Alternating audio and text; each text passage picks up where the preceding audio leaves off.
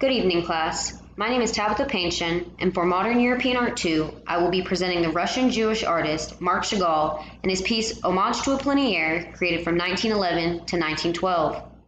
The work was made from oil, gold, and silver powder on canvas. It currently resides in the Stedelijk van Ab Museum in Eindhoven, the Netherlands. The purpose of this presentation is to explore Marc Chagall and his place in the creative world. It will begin by discussing Chagall's difficult upbringing in a strict Jewish family, while also growing up in the most anti-Semitic time in history. Then the presentation will expand on Chagall's search for education through many people and places.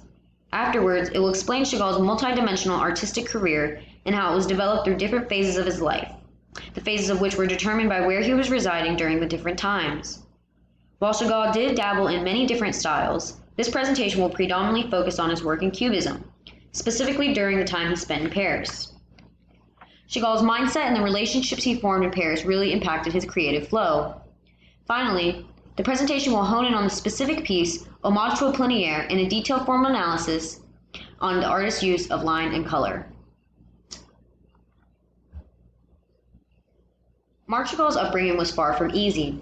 He was born in Vitebsk, Belarus in 1887 to a strict Jewish family that firmly stuck to their Jewish traditions. In addition, the Russian regime was at its peak and Jewish oppression was alive and strong. Chagall had 8 siblings, 7 sisters and 1 brother, all of which passed away in their youth. This foreshadowed the loneliness Chagall would feel in the future when he moved to Paris, France. Finally, scholars often speculate if Chagall's mere obsession of including details from his childhood in Vitebsk, such as the snow-covered huts and dirt streets, in nearly all of his works, is a sign of deep trauma or pleasure connected to his childhood, the former of which seems to be the most accurate, especially when considering the political environment during that time. Chagall was thoroughly educated throughout the years, for he was able to study under many great artists. His education began in Vitebsk, when he convinced his mother to enroll him in the School of Art and Painting.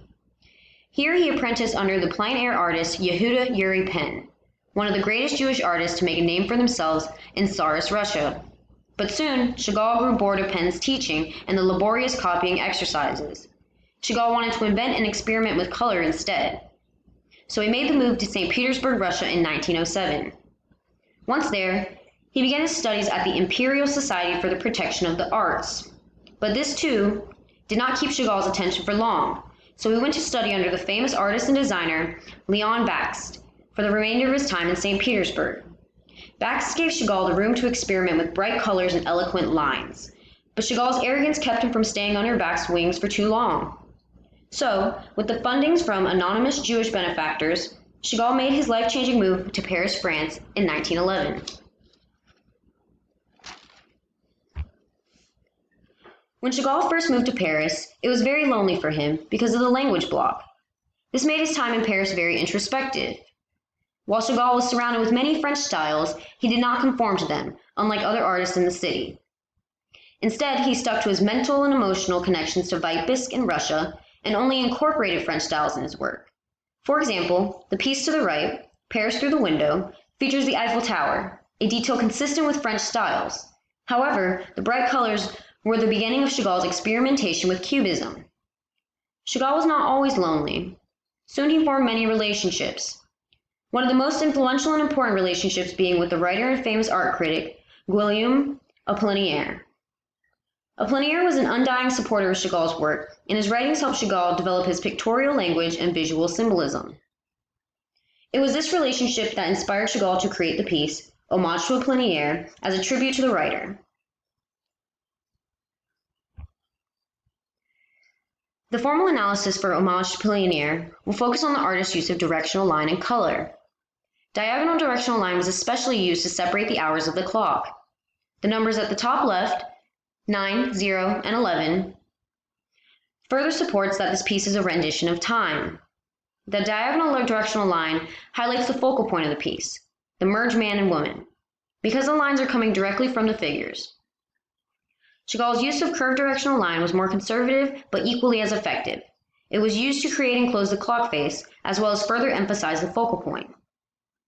Also, the curved directional line generates eye movement in the viewer and ultimately unifies the piece.